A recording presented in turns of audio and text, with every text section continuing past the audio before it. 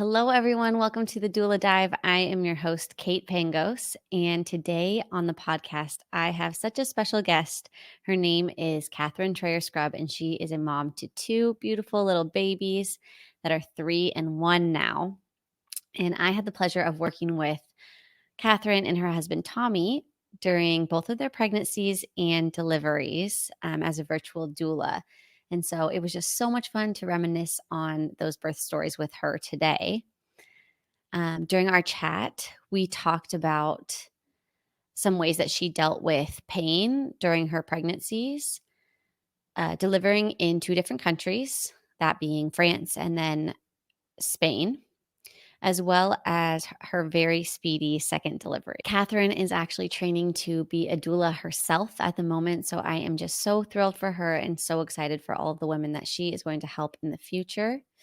If you guys enjoy the video today, please like and subscribe. Leave any comments, suggestions, requests for future videos down below so that I can continue making these for you all. I am just so passionate about helping women feel empowered during their pregnancies and during their deliveries. And so my hope is that these videos can help educate women and so that they can feel that sense of empowerment going into their own birth. So without further ado, I hope you all enjoy the podcast today. Let's dive in. Hi, Catherine. Welcome to the podcast. I'm so excited to have you on to chat today. Hi, thanks for having me. I'm excited to be here. Awesome. Okay, well, why don't you start by just telling everyone a little bit about yourself and about your family, and then we can jump into talking about birth and pregnancy and all of the fun stuff. Yeah, sure. All right. So I am 29 years old and currently living in Santiago de Compostela in Spain. So it's kind of like an isolated part of Spain that no one really has heard about unless they've done the famous Camino, Yes. which is like a pilgrimage route.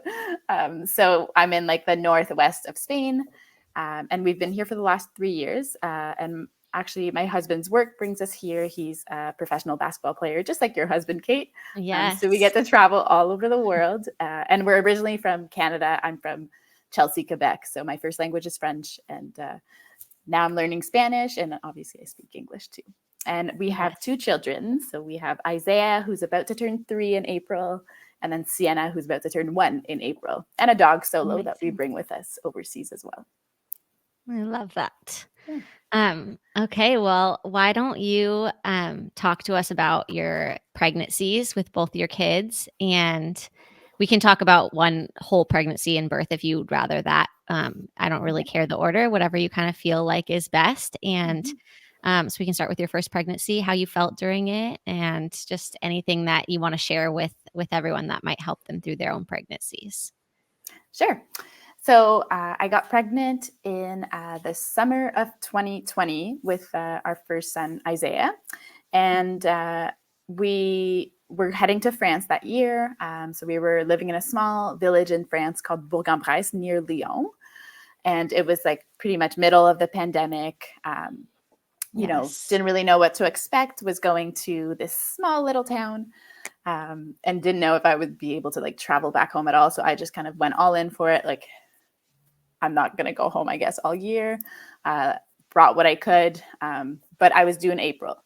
So I had my first appointment in France. And I quickly realized that my husband couldn't attend most appointments. I think overall he maybe came to 2 ultrasounds.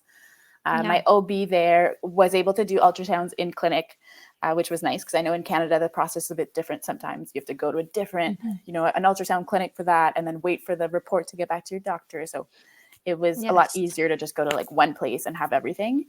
But my husband wasn't able to come until I think his first appointment with me was the anatomy scan at like around 20 weeks. And then he came at maybe one time later. Otherwise, it was just me and the doctor. And obviously it was super strict. So it was definitely unknown territory for me, not only like being pregnant for the first time in a foreign country, but also managing kind of the pandemic rules that were like ever so changing every day. Yes, for sure. So that was definitely different. But what helped is that, like I said earlier, I speak French. So I felt a lot more comfortable going into having my first pregnancy and birth in France. Yes, for sure. and felt pretty comfortable with my doctor right off the bat. So that was really nice. And so the whole pregnancy in France, how it works is that you can get either an OB or a midwife. I was referred to an OB by the team, so that works for me. But then the OB actually suggested, like, oh, through your insurance, you also get a midwife that you can go see. And I think it was like 6 to 8 sessions, maybe like once a month. And it was like birth education and just kind of, like getting ready for all things labor, delivery after as well. Like we did some breastfeeding stuff as well, and just like explaining everything, like the science behind it.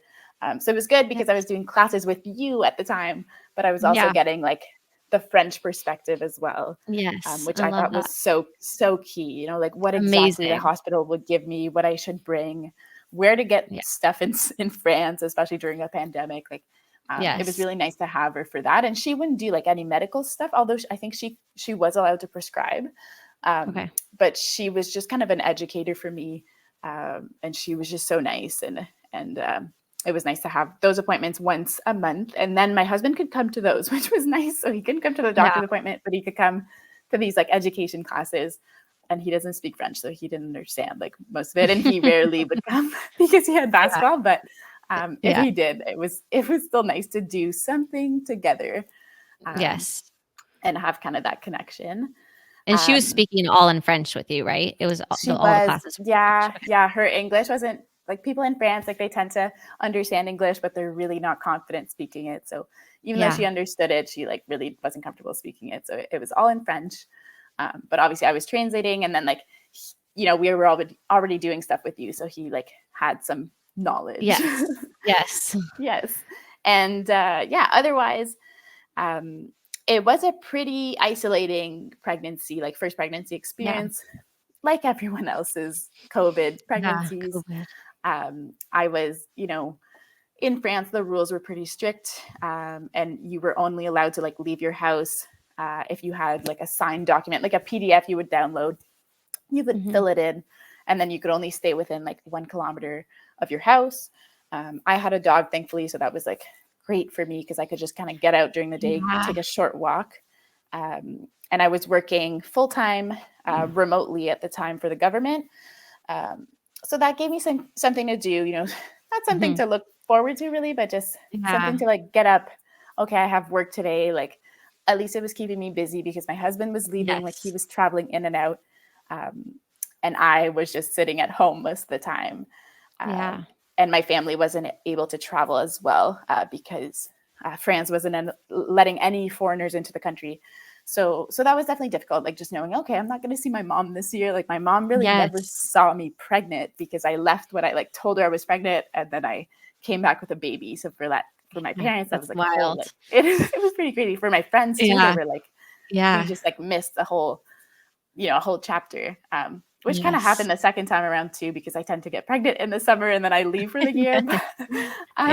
But just super, super different. But I still like found these ways to like keep my spirits up. Just whether it was doing like prenatal yoga. I did that a few times. There were lots of classes online at the time. So I was following a class from back home in Ottawa, Canada. So I was doing like the recording and, it was nice. It was nice to feel like I was part of something because gyms were closed too. I couldn't go to a gym. And then I was only doing later on in my pregnancy, I would say around my second trimester, because maybe I could start from my first trimester.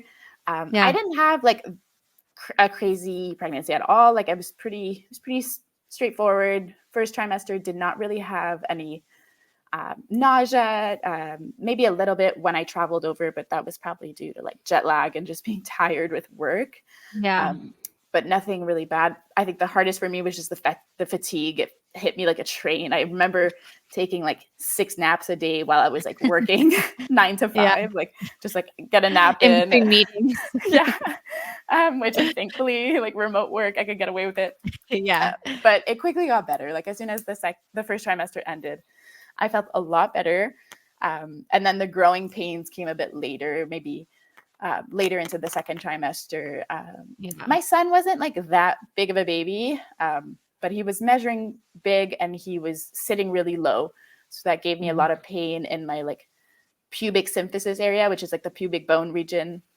So those ligaments in front like started really stretching out, and I had like bad pain where I couldn't even like walk really some days, and then just feeling like I couldn't really go get help because you couldn't really go to appointments and stuff. Especially then, like you could see a doctor, but I don't know about the other like alternative medicine stuff. Like I don't know how strict it was for that. So I never really looked to get therapy or anything else. And I just kind of suffered through it. Which I remember that. Yeah, it was pretty painful. But that's kind of, maybe that's just how I like carry my babies. I carry them really low and they just put a lot of pressure right in the front on my pubic bone ligaments.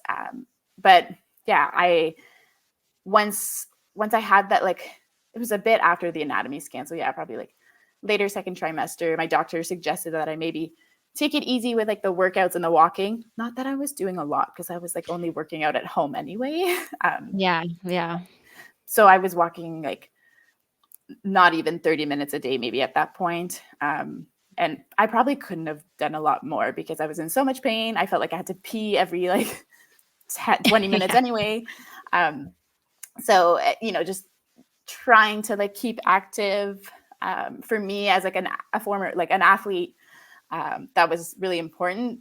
But I could tell like I wasn't going to achieve what I wanted to, which was like stay active the whole pregnancy and work out a bunch. That probably, that was like a high expectation that like did not happen at all. But it was fine. It was nice to take like a break from everything and have no pressure to do much because no one was really doing much anyway during the pandemic.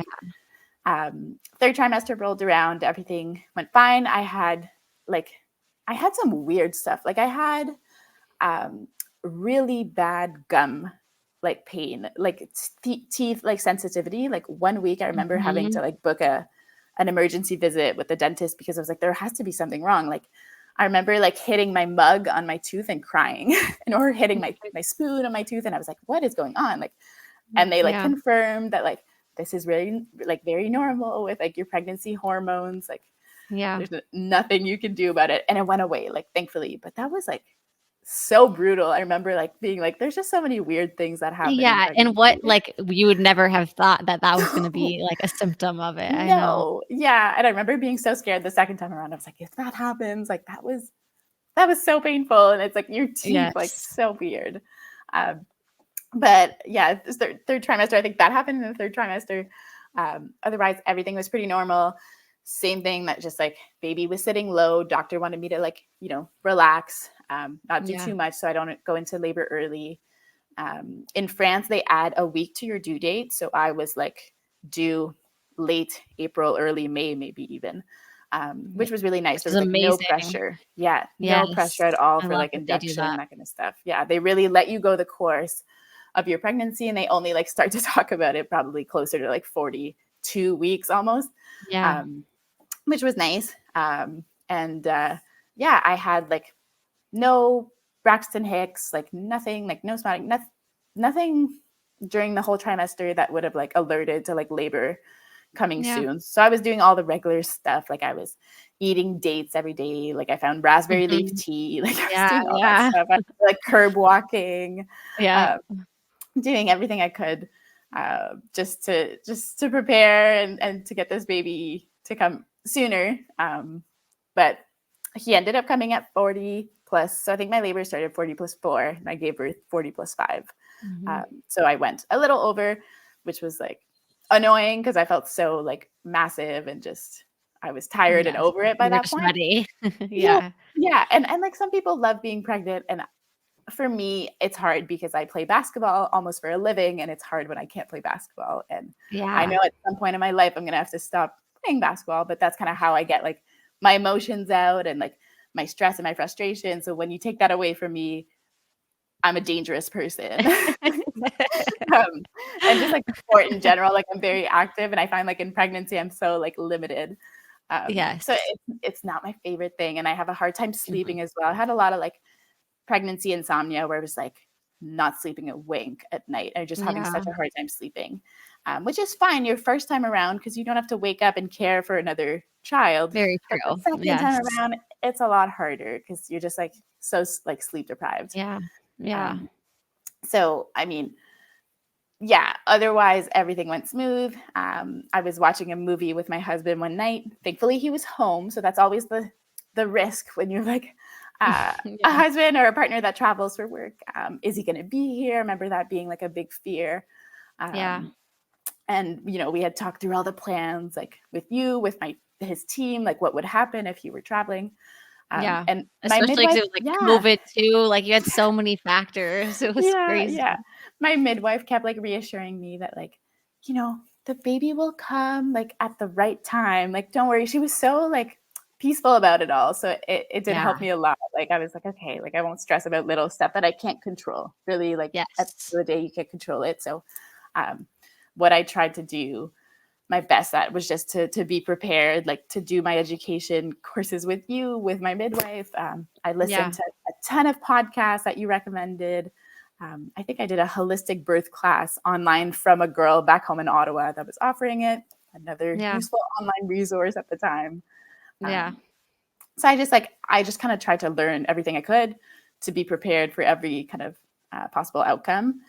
And that made me feel like a lot more empowered about the whole thing. Yeah, for and that's sure. maybe just how I am as a person. I'm very type A. I need to like plan everything to the second. So when something like that happens where you can't plan birth, like and labor, like I just felt a lot more confident doing all that stuff beforehand. So I knew what I was getting into, especially in the circumstances I was in. Like my family's you have not to do around. it even more. Like, it's just me and my husband. We're a team of two. We found someone to watch our dog, and that was like a big worry. And we found someone, and I was like, yeah, like perfect. Like we got the last thing checked off. So, so labor essentially just started one night after watching a movie. It was about 10 p.m. I was always kind of worried that it would happen at night because I don't do well with no sleep. I've never really done well in school with no sleep, like as an athlete. So I was like, oh, if it happens at night, like it's gonna be so hard, especially that I wasn't sleeping that much anyway.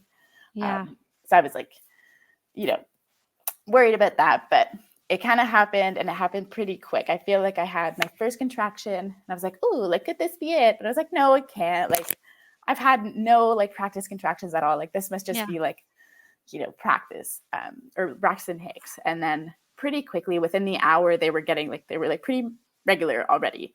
So it went like 7 minutes to like 5, and then again, like 7, and then it was like 5, and then 4, 4, 4. Pretty consistent. But it was getting late and I was really tired. And I think that's when we reached out to you to say that, okay, like I think things are probably happening. And I didn't have like a actual like set birth plan, but we had talked about like my birth wishes, and I wasn't so like dead set on not getting the epidural, but I really wanted to see how far I could go without it. I think, we tried to wait as long as possible to go to the hospital because we were like 5 minutes away. I guess my labor went pretty fine. Like I think from 10 to maybe 2 or 3 o'clock, I was kind of moving around the apartment. I had like a big yoga ball that I was using, or whatever those big balls are called, trying to bounce on that, trying to walk.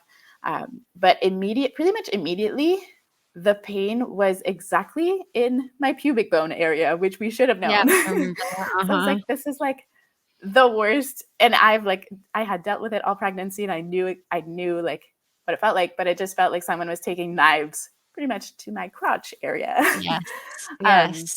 And it was, just pretty unbearable and just super uncomfortable to like sit through. I felt like I had to stand up, and I just had a hard time kind of managing the contractions, but like still doing okay at home.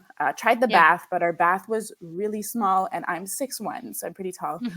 And I felt like I just didn't fit. I like felt like I was trapped in there, so that didn't work so well. And then I think we kind of packed up to go to the hospital around like maybe 3 or 4 a.m. because my husband had to go take the dog to the dog sitters, and then came back, got me, and then we drove to the hospital.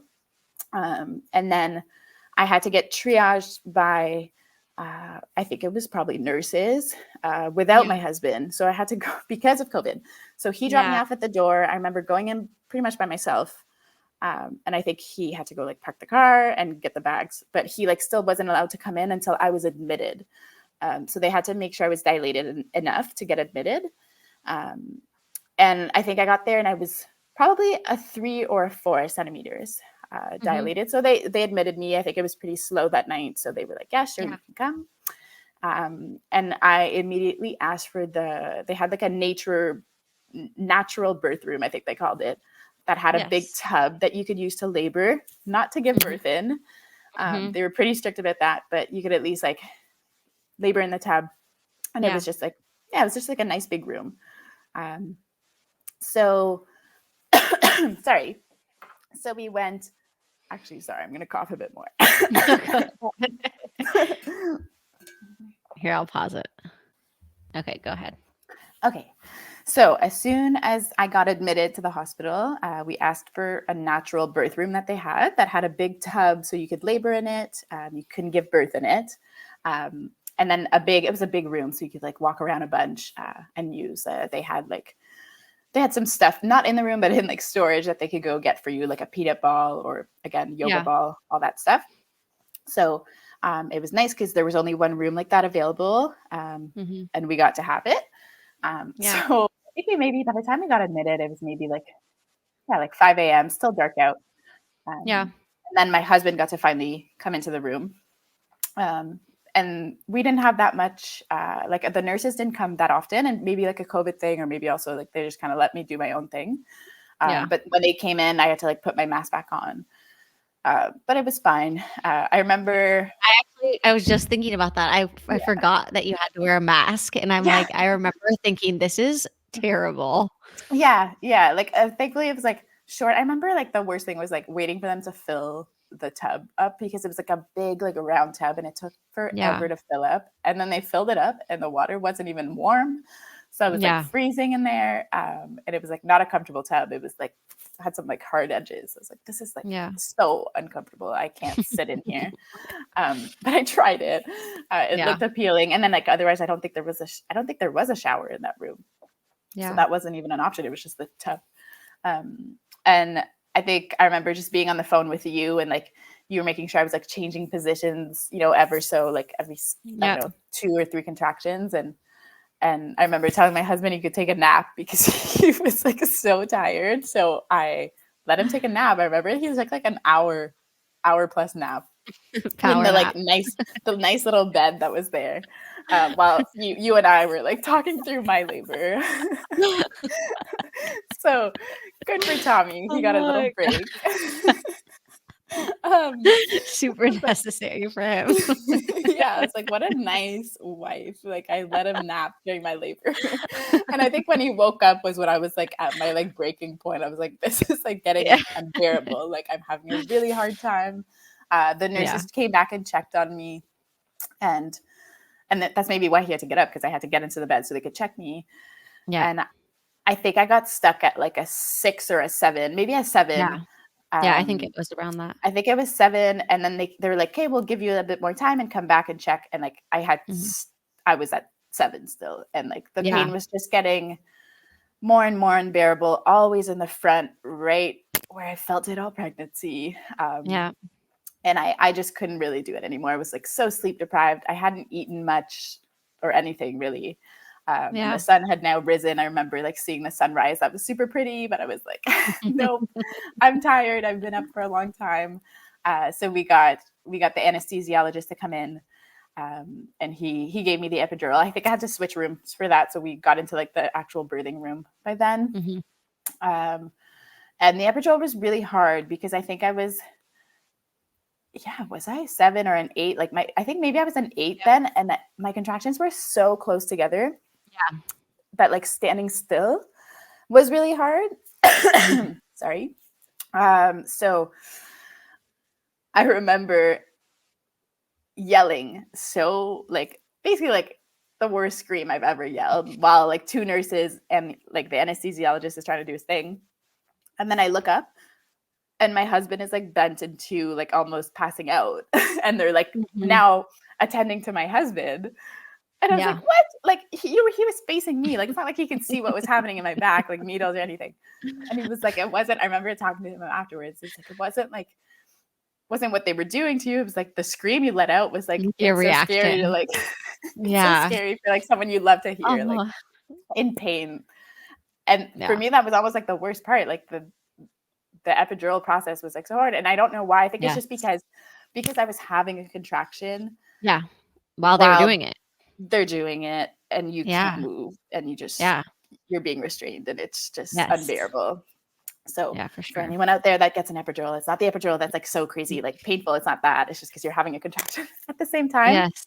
And that's what Yes. happens when you wait a long time, right? Your contractions are going to Mhm. get closer together. So it Yeah. was bound to happen. And they warned me beforehand, but I Yeah. still, I still really needed that epidural to progress. So Yeah. afterwards, I think I took a long nap. I remember Mhm. you made sure we got the peanut ball in. So I was like Yeah. rotating sides. So I was like laying on my side with the peanut ball in between. And then, every 15 minutes or so, just switching. Yeah. And I just like, it was the best. I think I took like a 2 or 3 hour nap, woke up. They checked me. I was at 9 centimeters, maybe. My water never broke also. So Yeah. that wasn't something that happened to me in both my births. And then a bit later on, so it didn't take that long. Maybe I got the epidural around 10 a.m. or 9 a.m. Then let's say I like took a 2-3 hour nap, maybe 3. Yeah. They checked me one more time. So I think by 5 o'clock, I was like pushing because I think I gave birth like 5:30. So let's say Mhm. at 4, they were like, okay, we're going to break your water to see if that'll help Yeah. you like get to 10. So I think that's what they did. They put like the little like bowl thingy underneath to catch the water. Yeah. And then I didn't feel a thing. I remember they had to adjust my epidural a little bit because it wasn't strong enough. So I was still feeling contractions at first. But once they got that all like Mhm. settled, it was smooth sailing. I really couldn't feel anything, which was hard, Yeah, especially for in like the first pushing. for pushing. Like I couldn't feel anything. I was Yep. so numb. Yeah. I think once he cranked it up, he really cranked it up. Mhm. But I started pushing around like 5, and I think it took 30 minutes tops, and Isaiah was Mhm. born. And it was really hard. It was like the classic, like my husband was behind me. They were coaching me through it. I Mhm. was like trying as hard as I could to push when, they were counting down and Yeah. everything. But I felt nothing. So Yeah. Yeah. it was definitely really hard. And I remember like the head would come out and they were like, oh, it's coming out. And then it was like going back in again. Um, Yeah. so I really felt like I was like going, like it was like pushing blindly, like didn't really know what I was doing. And Mhm. even though I had some practice with my Yeah. midwife, Yeah. still like you can't feel your toes. Like you can't, it's, Yes. You had it's hard. no And sensation. It's yeah, like the no first time you're sensation. doing this. Yeah, Yeah. for sure. Yeah. And they were like making me like hold on to my husband and like pull him at the same time. So it was like a full body workout. Yeah. um, Definitely different experience, first to second, and you'll hear Mhm. on that later. Yeah. And Isaiah was born, yeah, so around 5:30, and I had one little tear that didn't need a stitch. Or no, maybe one stitch. So I had a first-degree tear. Mhm. I don't know if they call it first degree if it's one stitch, but anyway, just one stitch, Mhm. no issues. Isaiah was 4 kilos, which is almost 9 pounds, Mhm. 8 and a bit. And he was pretty long, but pretty average. And Yeah. everything went well. In France, we stayed at the hospital. I think it was like 3 nights. So we changed Yeah. rooms. 3 nights with no husband. So he had to go home every night at like 8 or 9 after dinner. And then he Yeah. would just come back the next day. And he actually left for like an away game as well because they really needed to win this game. So he left on a little trip, but Sports it was, life. yeah. Yeah, they asked me if it was okay. And I was like, he's not really here anyway because of these rules. So, Yeah. but it was nice because I could communicate with the nurse as well. And Yeah.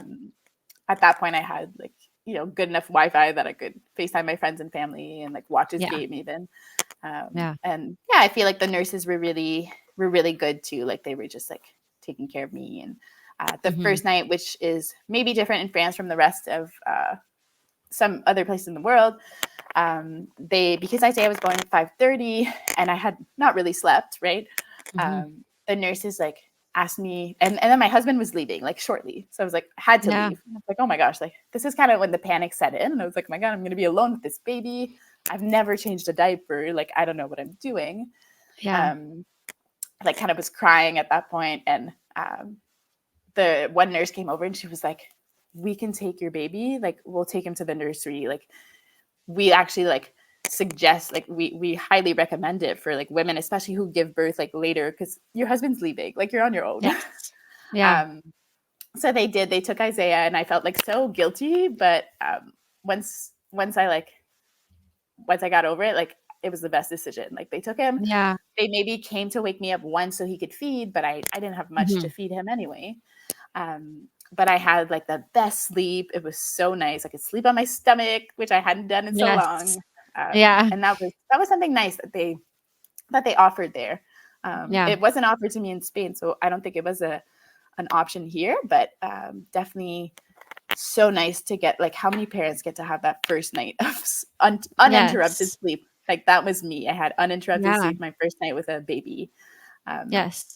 So it was really, really nice. It's so like, I think that a lot of people don't think about doing that because we're so like, you want the baby in the room with you, which I think is also amazing that you obviously have the option to do that. But for the first night, especially if you've labored for that long and you haven't slept, it's like for them to offer that, is amazing. And I think, women should take advantage if they're able to, because you're going home after that and you're not going to be sleeping a lot. And, so I think it's cool that they do that. I think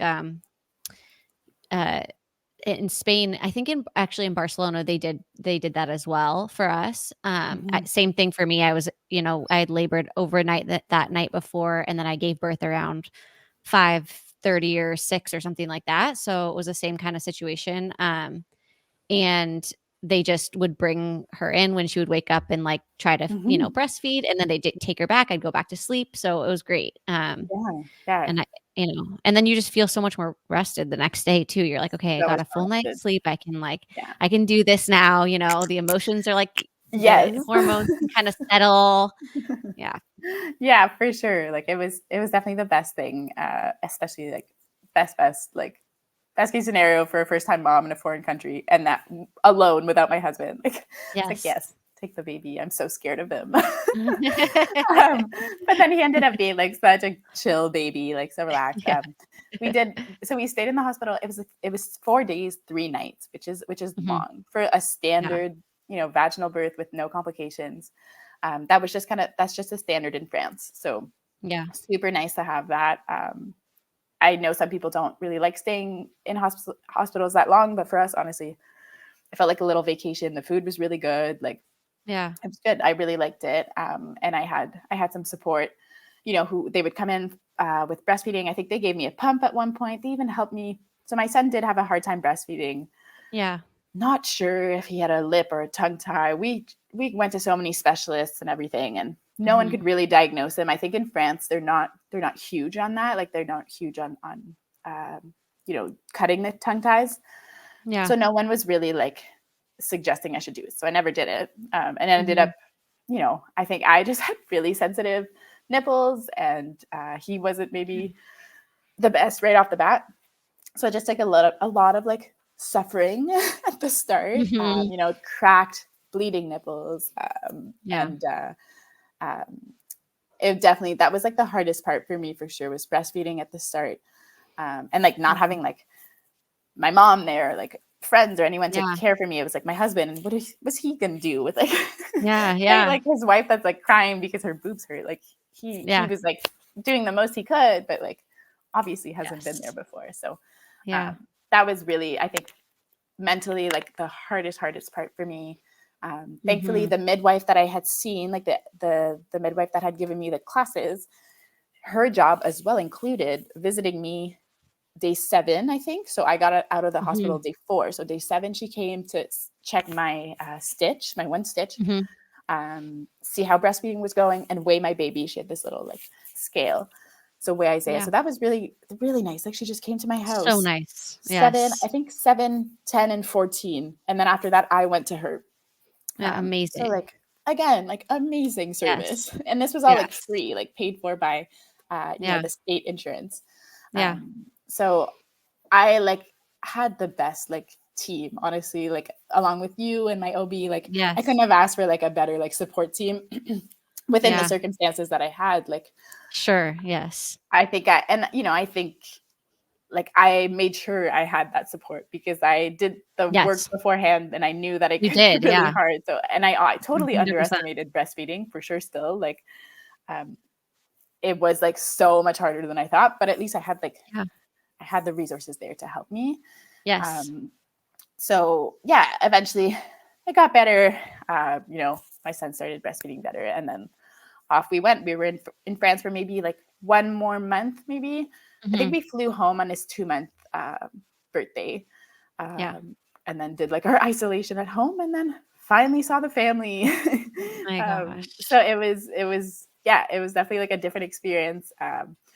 But thankfully, after that, COVID started to die down a bit more, and Yeah. um, yeah, that was my first pregnancy and birth. So Amazing. I love it. Okay, so let's talk about your second, and then we can kind of compare the two and talk a little bit about, giving birth in different countries because you yeah, you can explain, but you gave birth to your second in Spain, so you can kind of, you had yeah. two different experiences there too. Yes, yeah. So we always knew we wanted two kids at least because both my husband and I have one other sibling, Mhm. and my husband's brother is 14 months. They have a 14-month age difference. I didn't want that soon, but my brother and I have a 2-year age difference, and it was like the best growing up. So shortly after my son turned 1, we were like, okay, maybe we'll start trying soon. Mhm. And we did actually kind of get pregnant on our first try in the summer, and then ended up miscarrying in a chemical miscarriage, or Mhm. Yeah. like very early on tested positive a few times, and then just pretty much had a heavy period, and then my tests were negative. But then the next time around, we tried again and got pregnant. So we're really lucky. Yeah. I track my cycle. Like I said, I'm a pretty big planner, so I know exactly kind of when I ovulate, just because of Yeah. how my body works. So, um, luckily, again, able to get pregnant right away. Found out our due date was like 2 years, and like it's like 2 days difference, which was like so funny. And we're like not planned because Yeah. like, but just how it works. Um, and and then that season we were heading to Spain, or we had been in Spain already 1 year, and we were heading Yeah. back. We were heading back to the same team. So Which is always that kind of was, nice. yeah, always nice. Even Yeah. though we had literally like gotten rid of so much stuff, but I had kept Yeah. some baby stuff, which is nice because the club didn't get rid of it. So I was like, yes, like I Yeah. still have some baby items. Yeah. Um, so yeah, I had that time around. I was again working another contract at home, and I stayed a bit longer. So I stayed back in Canada until November, and my husband actually left in August. So not Mhm. only was I pregnant in my first trimester at home, but now I had a With the toddler. toddler who wasn't in daycare, and I was working a full-time job. Oh my My gosh. parents were taking care of him during the day. My mom just loves babysitting him. Yeah, Um, I love it. so yeah, getting daycare is really hard when you're like obviously not in the country that long. So Yes. he was with her every day, and I was just working remotely from home, and then I think I was in the office maybe once or twice a week. Mhm. But I was, again, so tired. Like I got hit by a train every day. And I actually had a bit more nausea this time around, but no vomiting. Just Mm. felt like I was going to vomit a few times, which was harder because now this time I had to go into the office. And I was like, whoa, how do women Oh, do yeah. this? Like, props to them. Like, I'm lucky enough that I either worked remotely from home or haven't had to work during my pregnancy. So Yeah. like, it's really hard when you're like growing a baby and you feel all this pain and this discomfort, and you have to go into the office and act like everything's fine and that you're not Yeah. pregnant at Yeah. the start. You're not Yeah. pregnant because you just got this contract. Um, so, first trimester was, yeah, like the same as usual. It was different because this time around I had my parents. And I had my friends around, which was so nice. I remember doing like weekly bachelor nights with my girlfriends. I And love that. another one was pregnant. So it was like going through that with her was so special compared to the first time around. Obviously missed my husband a bunch, but he was, busy working over here. So stayed back until November. Had actually got to experience the Canadian childcare, or not childcare, but medical care up front for pregnancies. And the province I'm from, Quebec, has like a big problem. We don't have enough doctors, so I don't even have a family doctor. And I was assigned to like a group, and this group was like, it's like a 45-minute drive from my house in like a small little town. And that's where I had just OB appointments. And this was my first OB appointment that I went to. And I didn't really know what to expect again, because I've never seen a doctor in Canada for pregnancy.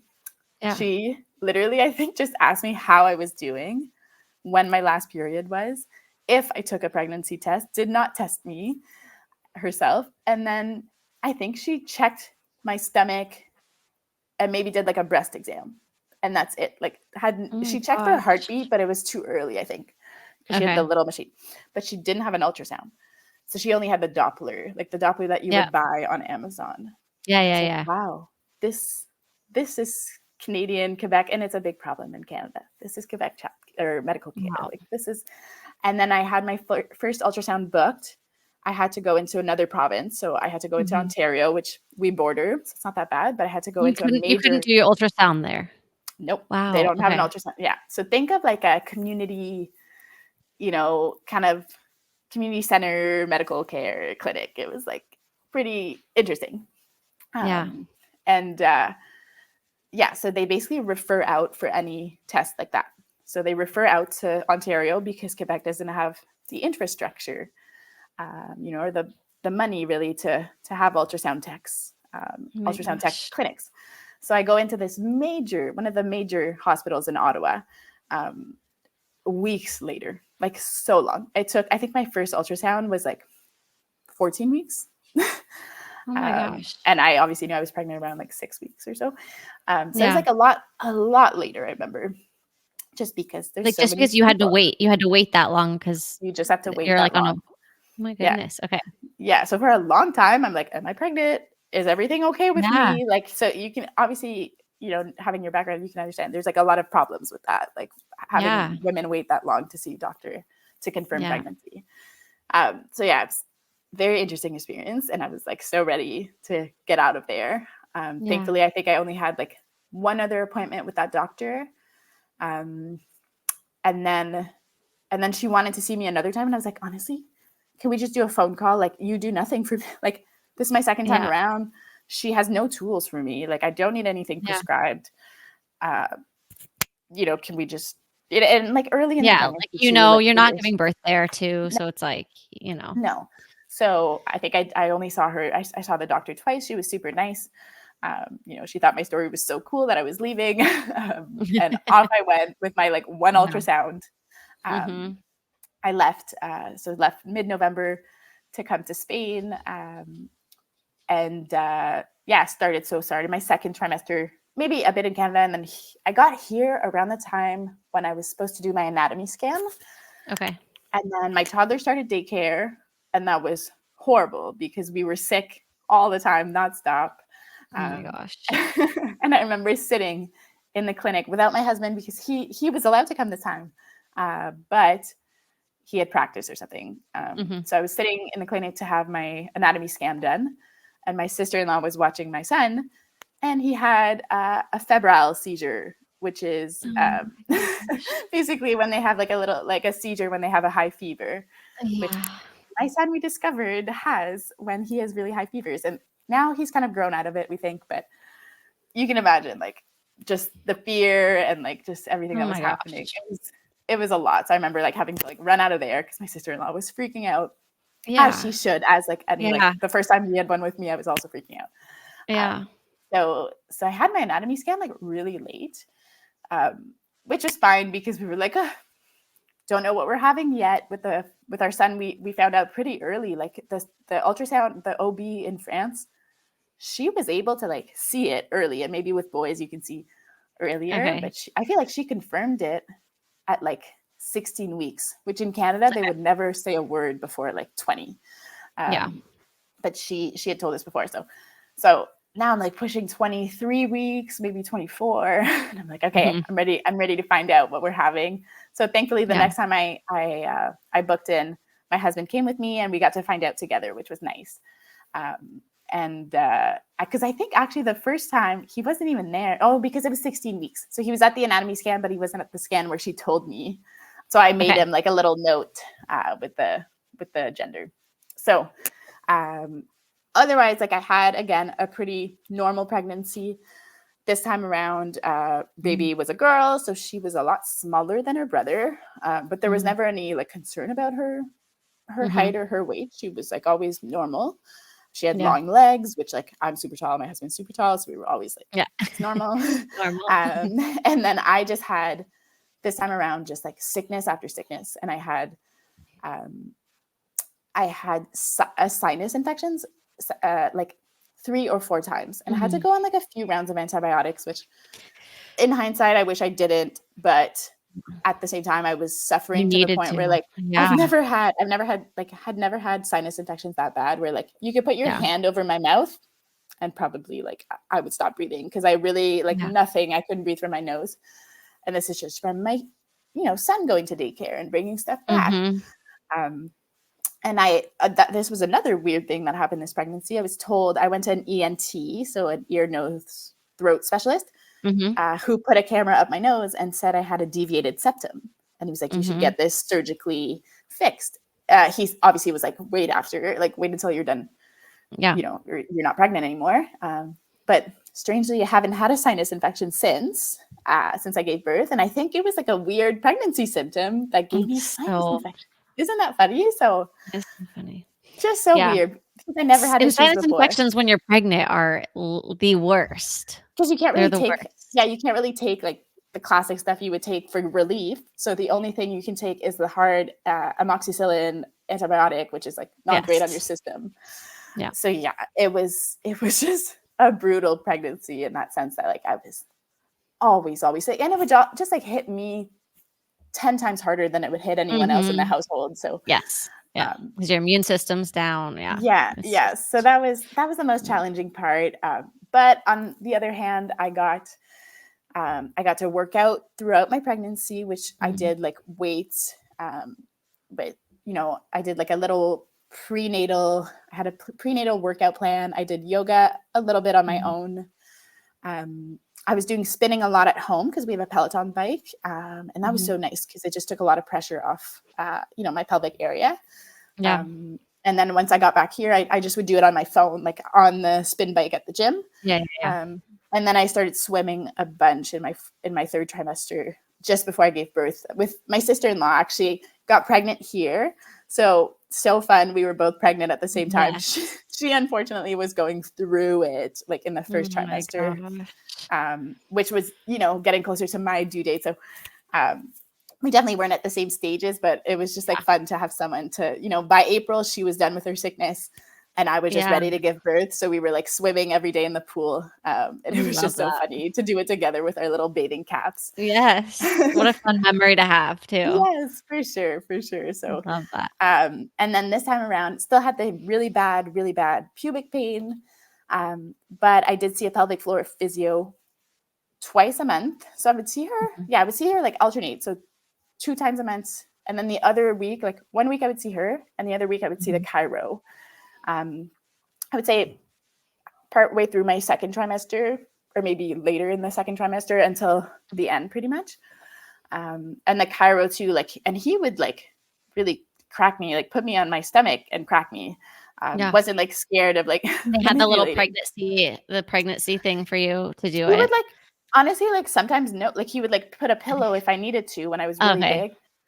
I guess I like wasn't that big that like it wasn't so uncomfortable because my daughter was so small. I really didn't blow up much like I did with my son. And you're tall too. And I'm so tall, it's like, so I tend, exactly. I tend to like, I look maybe it goes like 7 months pregnant when I'm 9 months pregnant. Exactly. Yeah.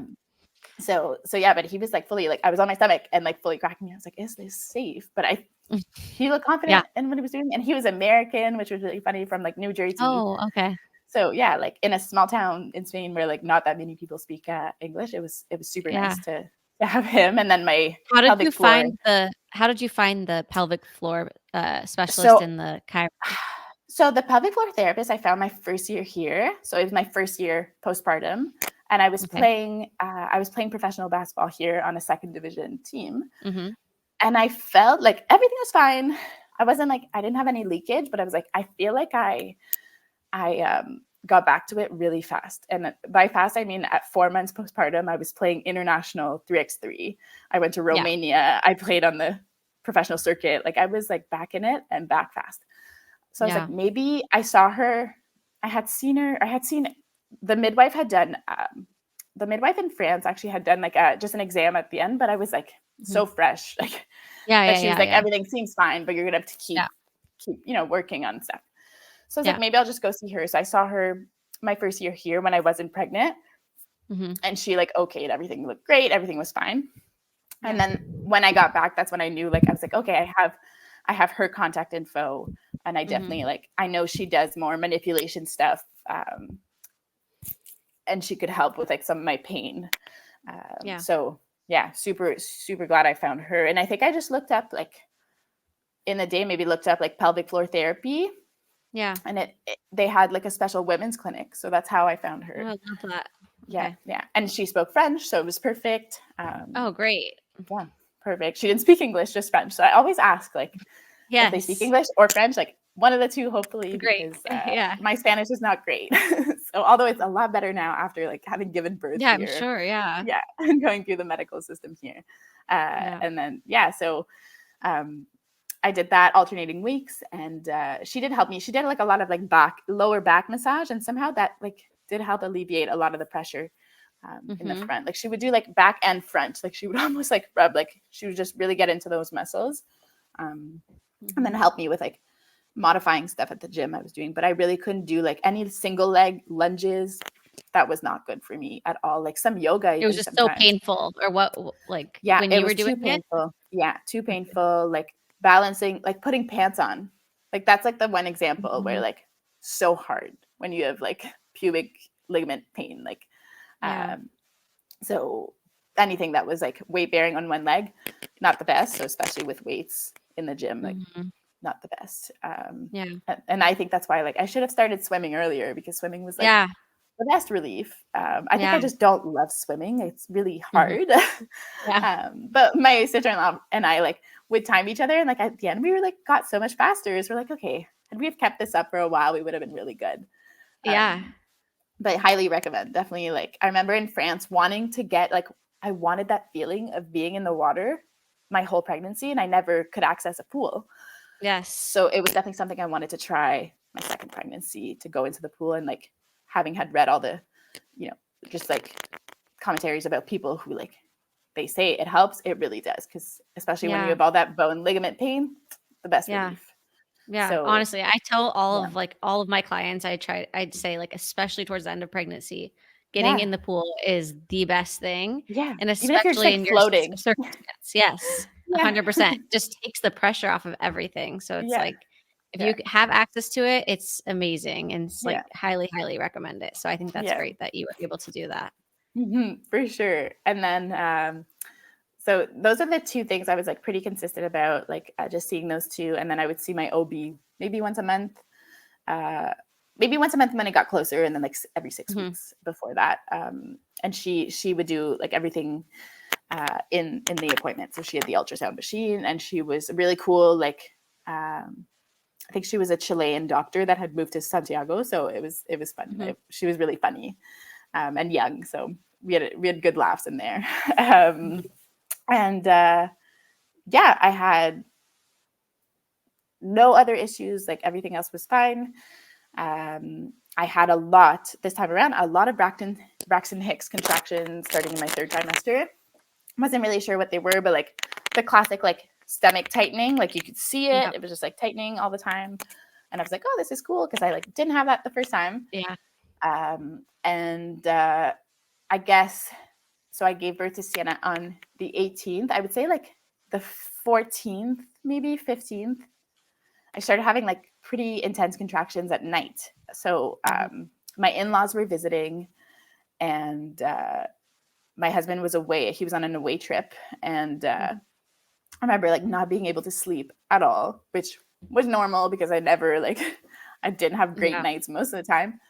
But this time I was having contractions, and I was getting worried because my last time I had just like the contractions and right into labor. So I was like, uh-oh. I remember like timing them all night, and I had that for like the 2 nights he was gone, and he was like somewhere in the south, like pretty far. But, kept him up to date, and I kind of just eventually, I was like at least like 2-3 hours, and then it stopped, and then I slept for the night, woke up, felt fine. So that happened like pretty much back to back. That weekend he was gone. Then I feel like I had like one day off, and we celebrated my son's birthday like 1 week early, the 17th.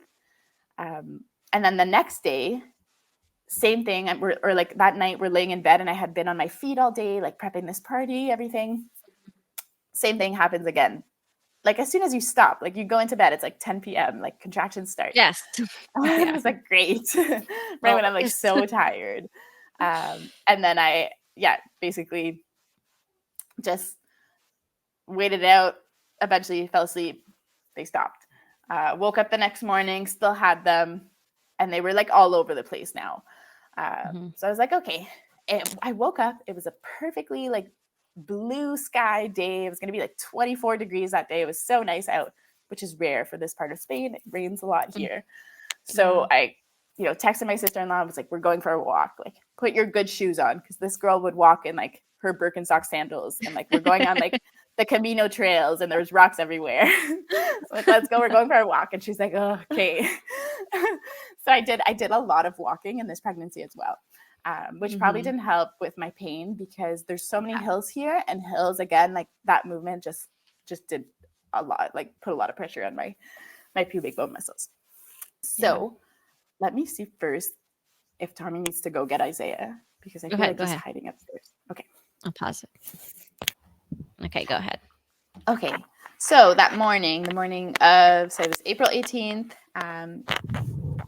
beautiful weather, sunny skies, text my sister-in-law. I'm like, we're going for a walk, put your good shoes on, and bring the dog, because she has a dog. She had her dog with her at the time, and I had my dog, and my son was at daycare. And my husband, I think, was heading to practice. It was probably around like 11. Okay. So, and I had contractions, since the night before, or like a couple of days before. And in every, like, I guess from 7 a.m. on, they were inconsistent, but they were there. So I was like, today's the day. And I kind of knew, I was like, today's the day. Like, I'm going to have this baby. Like, these contractions haven't stopped. And I was like, it's a beautiful day. It has to happen today. Yeah. So we went on this walk, and we actually walked like the Pilgrim Trail, which is close to us. And it's just like a long way down, and then back around you go, and it's a long way up. So it's like, it's basically like a hike. The whole time we were walking, it was so funny, because my sister-in-law, who's also pregnant at that point, but she was just in her second trimester now, thought that like my baby, like that Sienna would like fall out of me. She was so scared. She was like, we shouldn't be here. Like, we can't do this. You should be at the hospital. Like, which she was kind of right. Yeah. But coincidentally, that day, the 18th, I had an appointment. So Tommy had practiced, let's say around 11 or 12 until 2. And then I had an appointment, I think at 3 with my doctor.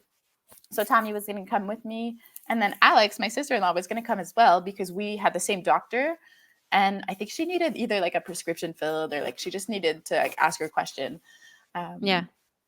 Maybe because we were like getting ready to leave. I think she needed to get her like file together. So anyway, I was like, yeah, sure. Like, I don't care. Like, you're my sister-in-law. Like, just come with me to the appointment.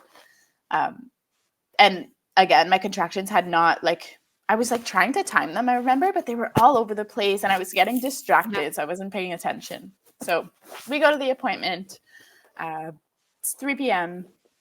And my doctor, like, it started getting like more intense as we got to like the hospital.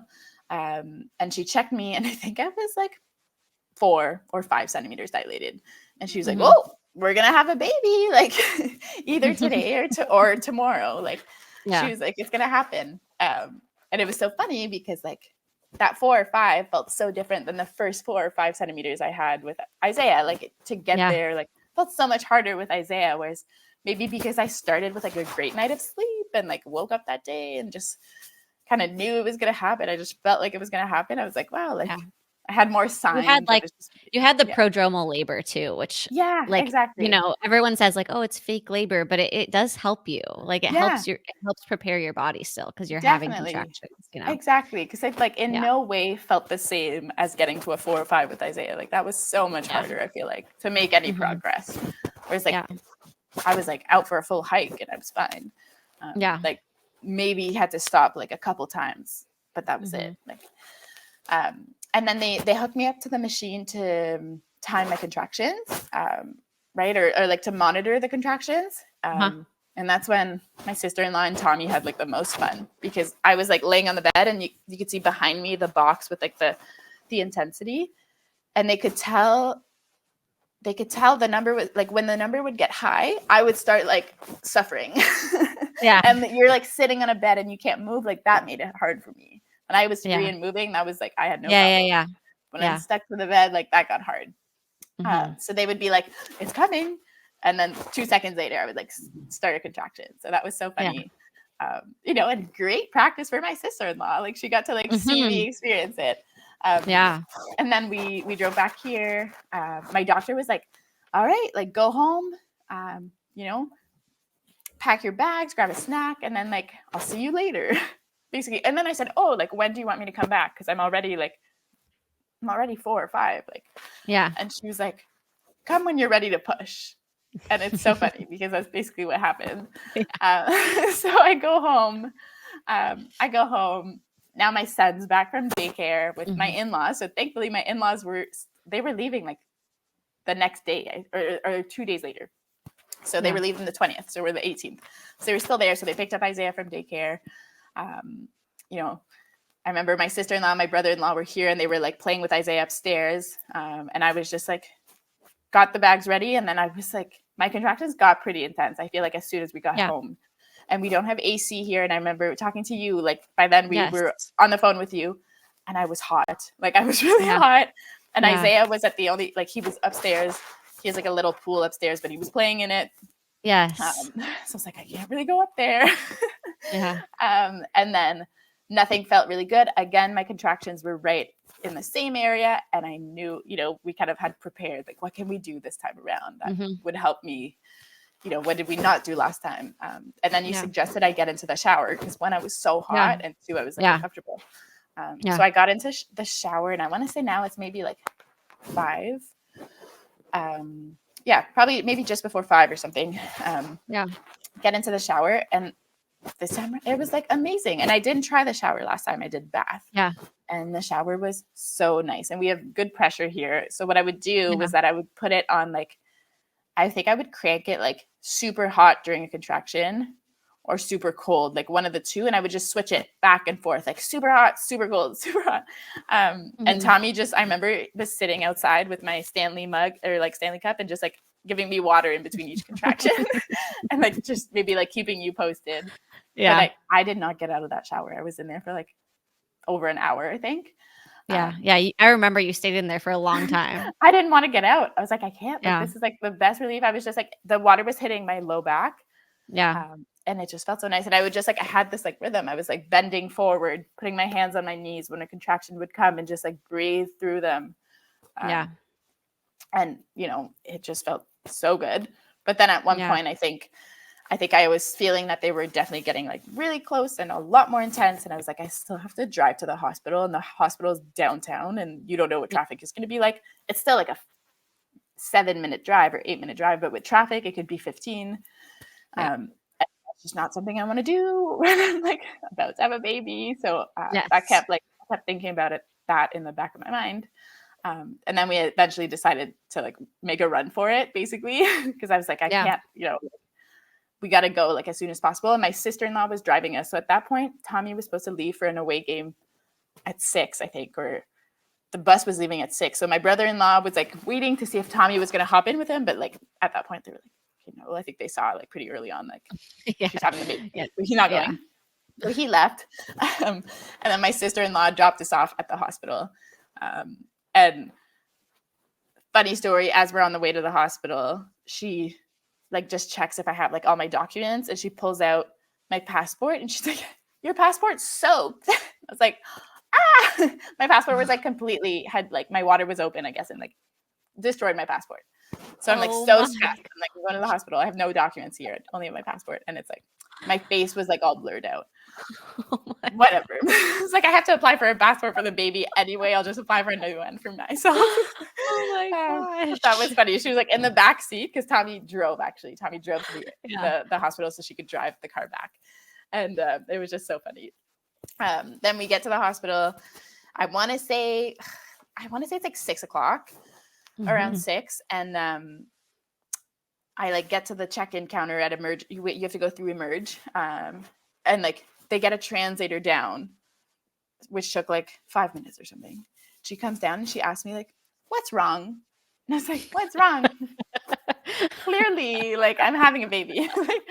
And then, they bring the whole wheelchair. And so I'm like, I'm not sitting in the wheelchair. Like Tommy had to keep checking me in. So I left by myself with like 2 nurses who brought me up to the birthing floor. So we get there. And so I think it was maybe 6, just after 6, so 6:05 or 6:10. And I think Sienna was born like at 6:30 or let's say something like that. So it happened very quick. So what happened after that is that the whole time I was kind of waiting, I was like, I have to pee because I had been like drinking so much water and I just felt like I needed to pee this whole time. Like it was really bad. So Tommy gets into the room. There's a midwife man. Okay. That's what he called himself, a midwife man, who had his first shift actually at the hospital. And he spoke like a little bit of English and he was like, you can go pee, but first I need to check your dilation. Like, let me check. So he checked me and I was like at a 9 or something. And again, my water didn't break. He didn't, why didn't he want you to pee before? He was like, he wanted to check that and he wanted to hook me up too. So he hooked me up to what's it called? The heart rate monitor on my belly. Yeah. The baby. Yeah. And I like really felt like I had to pee, but anyway, so he like checked me, then he's like, okay, go pee. So I go and we were in a really nice room. There's a washroom, a shower, go pee. And then I quickly realized, oh, I don't need to pee. It was like, I feel like I need to poo. And I'm like, this is like happening. So I'm like, I don't need to pee actually. Like, I think she's coming. So he quickly, it was kind of a small washroom, quickly like told me to get out. He was like, okay, you need to come out here.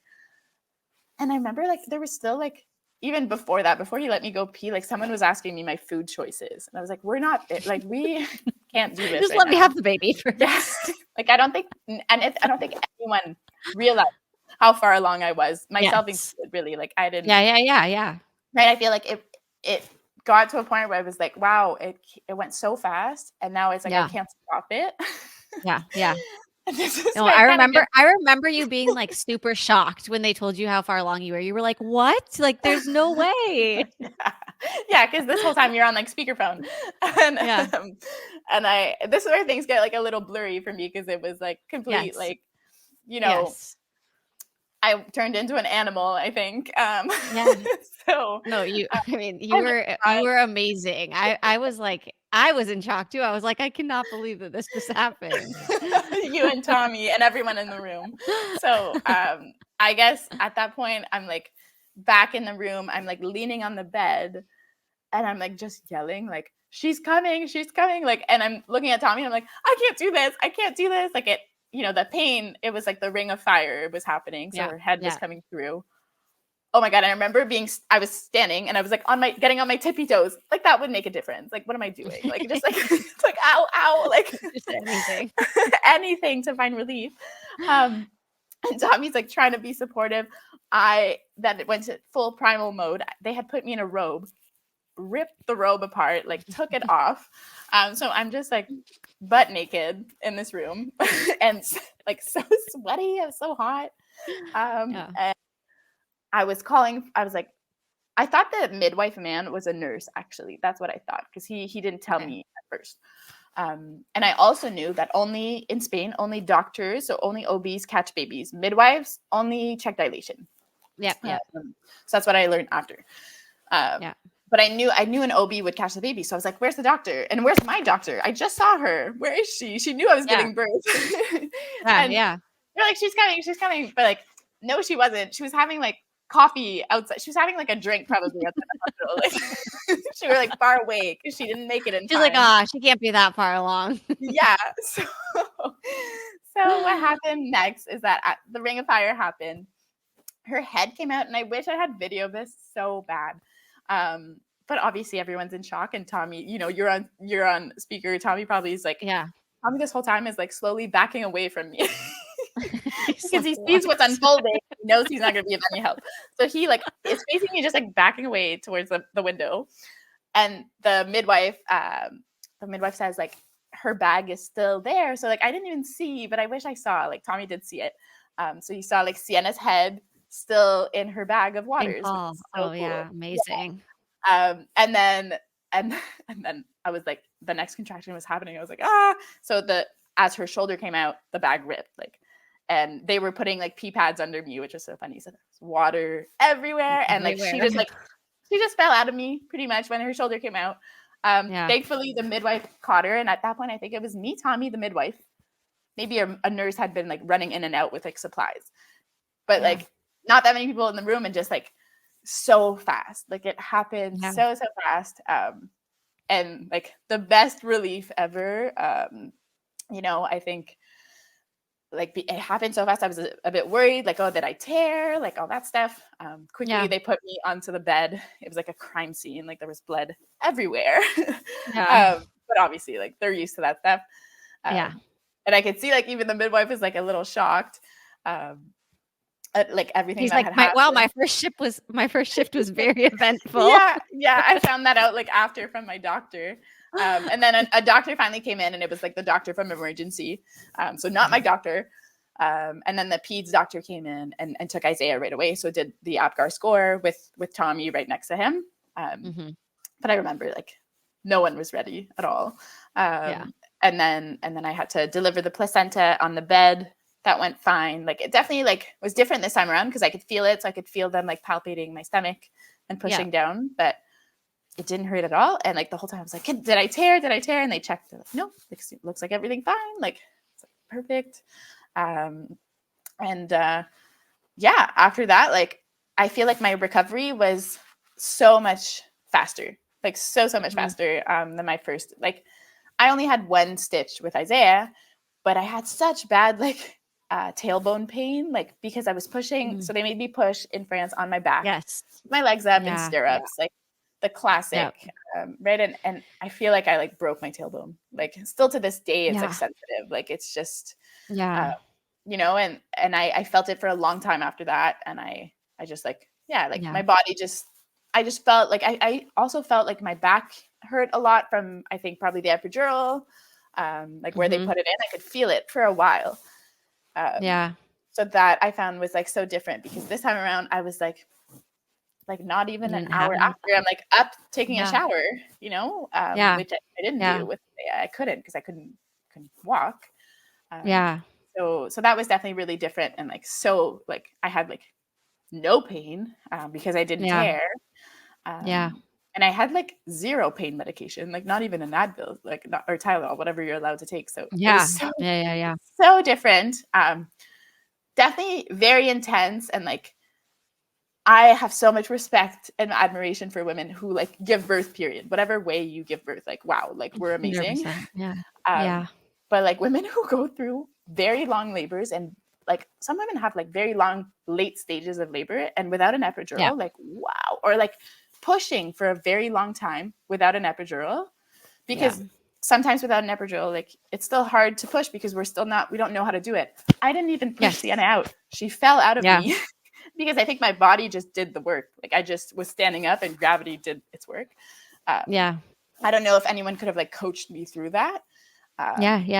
So it was, I like have, like, I don't even want to know what that would feel like. to push a baby out multiple times, like for a long time without an epidural, because it was really, really painful. But for me, it happened so fast, and maybe it was a combination of like, wow, Yes. it was happening so fast, and like the pain was like Yeah, like crazy, so and much then it just, adrenaline. yeah, like exploded all like literally. Yeah. But wow, like it was such a rush and like such a crazy experience, and it makes for a good story.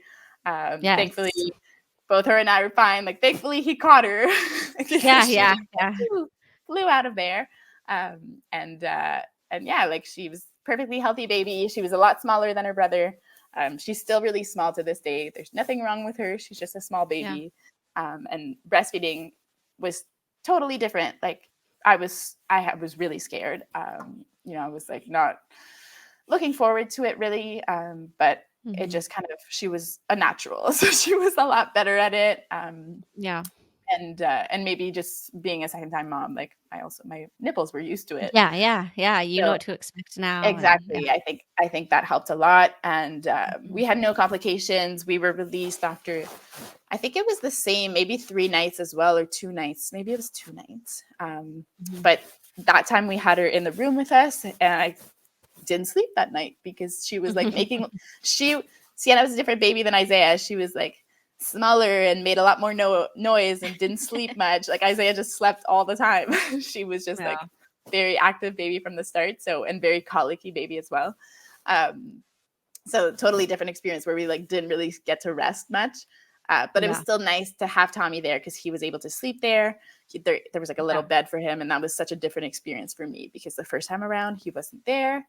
And then we had literally family on the team. So like that was like the best situation for sure. And then we got discharged and right back into our normal lives, where like our regular lives, where we get home to like a sick toddler who then gets our daughter sick.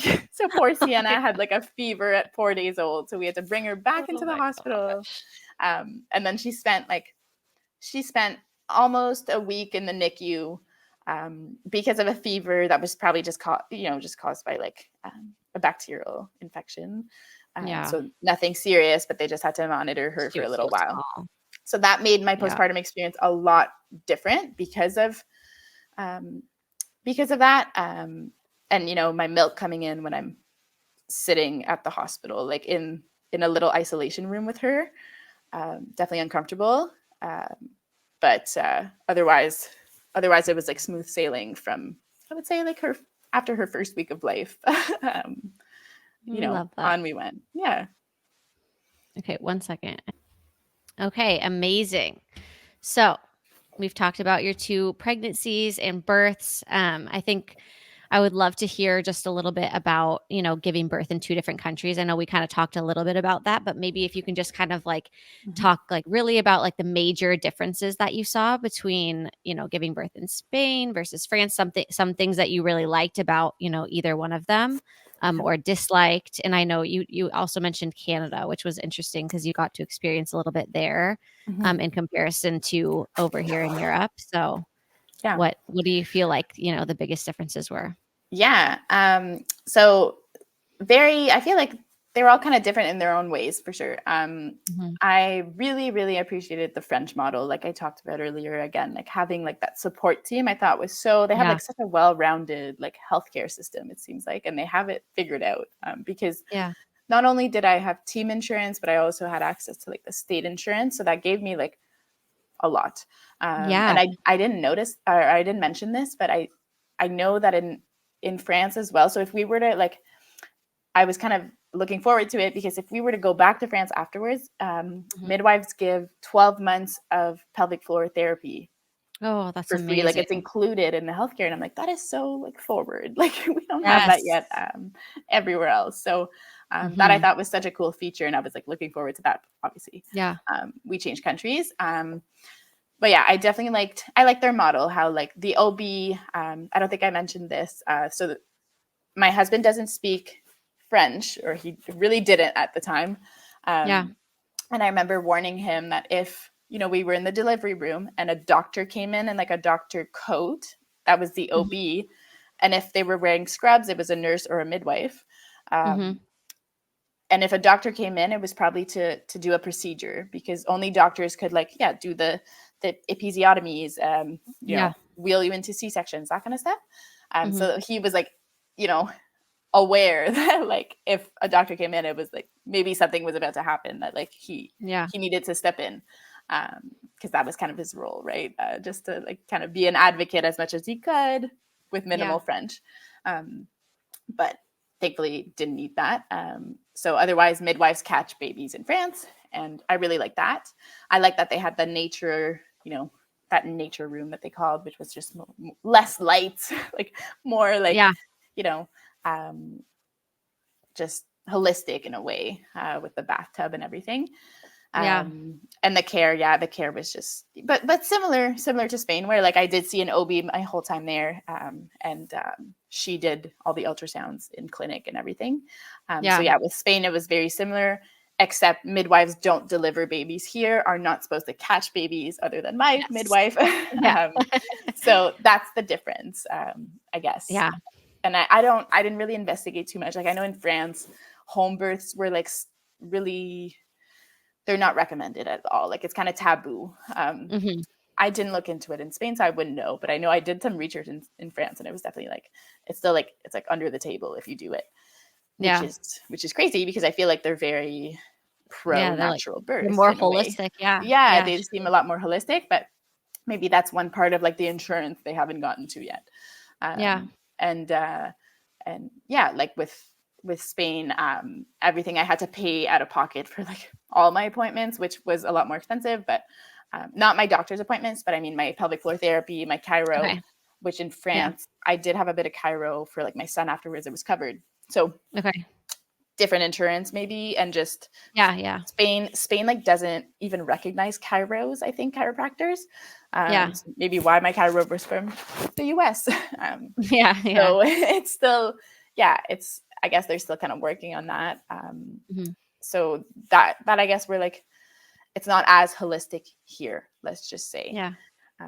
But otherwise I would say very, very similar experience.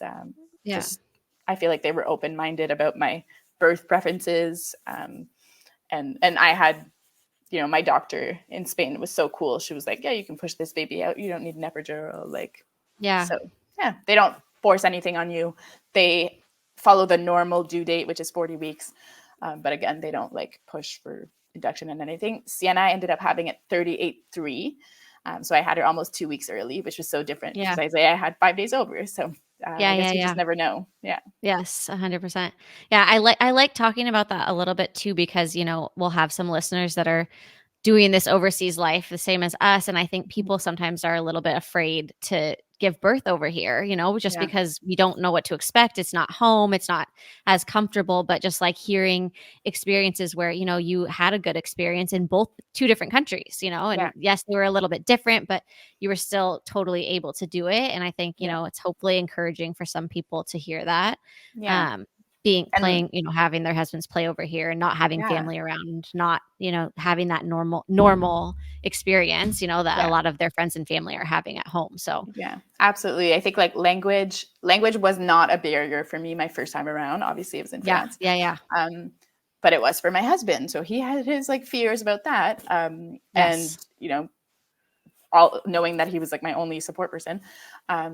But language was a barrier for me here my second time. Like I don't speak Spanish. My Spanish is very limited.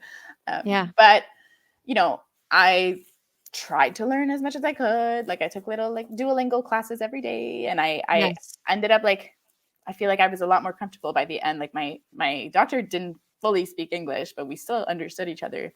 And I think there's a lot of like fear around birth. That's kind of like what we're taught in movies and that kind of stuff. And I think if you know yourself better, but if you do your research and you kind of like get educated on the topic, you can see that it's everything you're feeling normally, like usually it's normal, right? Yes. It's scary. It does feel scary sometimes, but most of the time it's normal to feel those things. So I think just like getting educated on like trying to reach out to people who've given birth in those countries and like just build your little team so that you can feel comfortable if you have to give birth over here. Like they're very qualified doctors, even if they don't speak your language, right? So I trust them entirely because they're they're trained in that. And it's not because they Yeah. don't speak English that I'm not going to like respect their work. So you just got to make sure you do what works for you. Like if you're a knowledge is power kind of person, like, yeah, get informed. So, and you're not Yeah. going in blindly. Probably do Yes. some research regardless, because you should probably know what this specific country, is known for, what Yeah. their procedures are usually. But Yes. yeah, I think that's what helped me in a country where I didn't speak the language. Yeah, no, and I think you did such a good job of building your team, like you're not as comfortable in those countries, it's not your home, but like Yeah. that's why it's even more important. Like I tell all of my clients, no matter where you are, even if you are at home and you are comfortable, still you need to have a good team surrounding you. You need to feel comfortable with your doctor. You need to feel comfortable with the nurses that are delivering, in the delivery room with you. You need to feel comfortable with whoever you're working with during your pregnancy, during your birth. And even more so when you're in a place where you're not as comfortable to begin with. So I think you did an incredible job with that. So kind of going with that, with the team thing, I worked with you. I had the pleasure of working with both of you guys during both of your pregnancies and both your births. What made you decide that you wanted to hire a doula with your first and then again with your second? Yeah, I think definitely my athlete mentality. Like, I still play basketball at a high level. Like I've always been coached my entire life, and that's what I'm used to. I'm used to being coached, and especially in an area where I don't know a lot about. Like I'm like, I always want to learn new things. Like that's one thing about me. Like I'm always trying to like pick up something new or learn something new, read about something different. Yeah. And this was an area where I knew nothing about. And when I did do a bit of research, it seemed like doulas were the way to go. Like there were such positive, studies and results from, people hiring doulas. And I thought your service was so amazing. Like, I don't know if I would have felt as comfortable hiring like a French doula during COVID and this and that. Like your service was like perfect because it worked for our family, our situation. We did like the remote classes, and then you were like on like speaker, like that for me was exactly what I needed. Like I've never had a doula in person, but I liked how with you, you allowed Tommy, my husband, to kind of be my support person. Like it empowered him in a way, right? So I really like that about like your service. And I think I just do best when I'm not pushed, because a doula doesn't push you to do things, but you like encourage me, right? And I think without your encouragement, especially with like Isaiah, like I remember feeling so defeated, and Tommy's sleeping, and we're not going to take away from like Tommy, like he did amazing. He was tired. He needed that nap. But like I wouldn't have been able to like labor by myself. Like, and Tommy was like so tired, he wouldn't have been able to like support me. So I probably would have gotten, who knows what would have happened. So I had such a positive experience with both my birth stories that like I think I really like credit that a lot to you, and like just the encouragement you gave me, and like making Tommy and I feel so much more empowered and confident that we could do this. So yeah, it's me and Tommy, and you're there, the support person. Like I like that a lot more, and I don't know what it would have been like with a doula that's in the room as well. Like that's a whole different story. But I think there's such great resources to have, and depending on your needs, like it could be in person, it could be just the education part. I think they bring so much, and I'm a huge doula advocate now. I think I love it. I think everyone should have a doula. Yes, I agree, obviously. Yeah, no, I think it was great. I mean, I do think too, like people forget about the husband or the partner too in this, and I think that's a huge piece of it. Like I really try to like involve them in everything and make sure that they're educated. They can be an advocate, because like realistically, when you're delivering a baby, you're not fully there. Like you were saying, like you kind of like black out, like there's so much going on. You have so much adrenaline. You're in so much pain. And so they have to really know what's going on and be able to like speak up and say things for you and help you and encourage you and do all of those things. And I think, we sometimes forget to educate them because we're so focused on educating ourselves. And so I think, I try to do that as a doula and really try to like pull them into, especially because I'm virtual, like, at this point. And I think, having a virtual doula can be beneficial and almost sometimes more for the partner, because it makes them get more involved, because Yeah. they don't have that crutch of having someone in person. So they have to do more, Yeah, more work. for sure.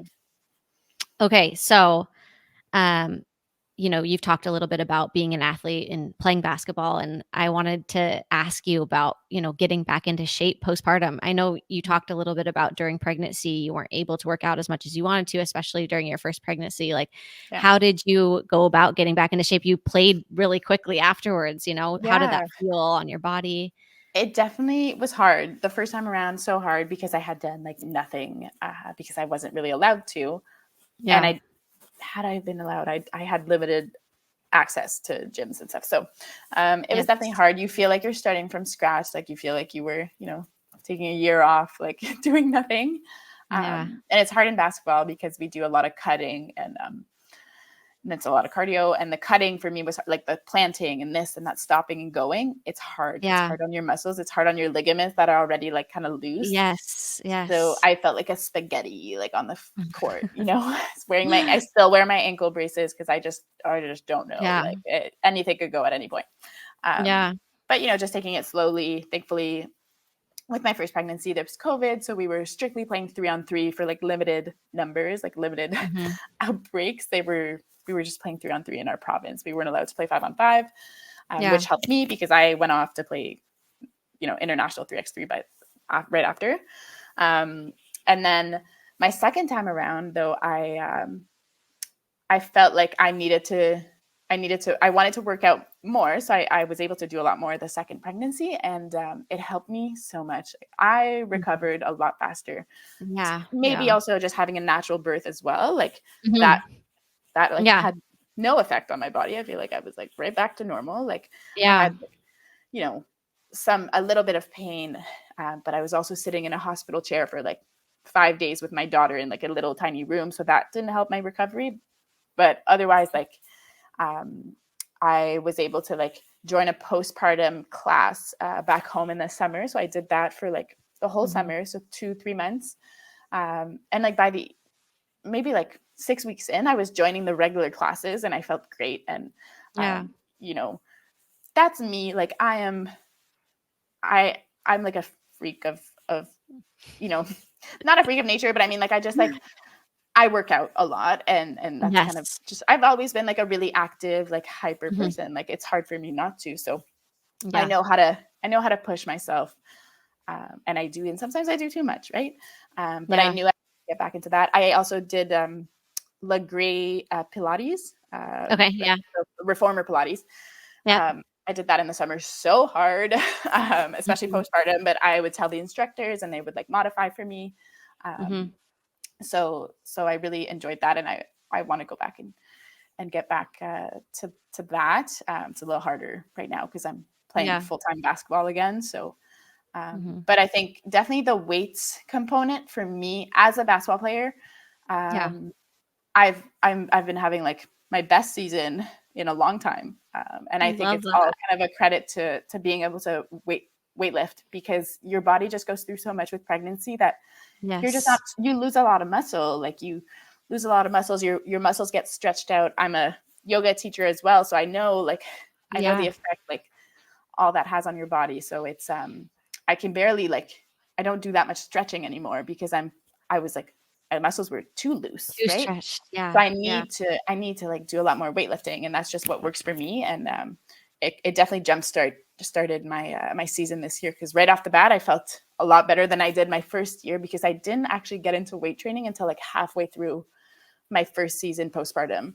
And then I Okay. noticed a big switch, and I'm like, wow, this year I feel so strong. Like I'm Yeah. so much stronger. So it's just lift, and I don't lift weights every day. I lift weights like 3 times a week. Yeah. And that makes a big difference in my, at least as a basketball player postpartum.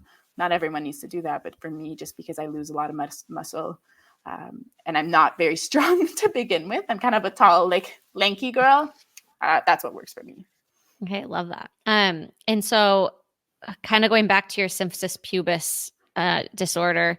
So did you feel like it went away after you were, not pregnant anymore, or do you still feel it sometimes? Like how has that gone? Yeah. So what I did deal with after birth for both is So I did have the SPD pain for, I would say, maybe a bit longer than 6 weeks, because I didn't work out the first 6 weeks, right? So maybe let's say 12 weeks, where I would really limit, like in the gym, if I wasn't really doing lunges, and then I started doing like lunges with no weights. Now I'm finally doing lunges with weights, and it feels great. So now I have no pain. And I think I also stopped breastfeeding this time around 5 months. The first time around, I breastfed for 6 months. And that always coincides as well. Like my hormones start to kind of regulate, and that's when I can tell, okay, everything's coming back to normal. My muscles feel, my ligaments feel, just more normal than all stretched out. And what I did deal with actually for both is tendonitis. So I have like Achilles and knee tendonitis, and I had that treated all summer. But I'm like, in the back of my head, I'm like, it's for sure my hormones from like jumping into sport as well. But I know that weightlifting does help for that. And basketball is just always going to be a sport where it's such high impact that, like, as long as I keep playing, it's probably going to keep bothering me. But I know I probably aggravated it just through pregnancy and all the hormones that your body like releases. So hoping it like kind of fixes itself, just like every other weird thing that's happened to me. But it is something I do deal with, and like I have flare-ups here and there. But nothing that like I have to like shut down basketball, at least for now.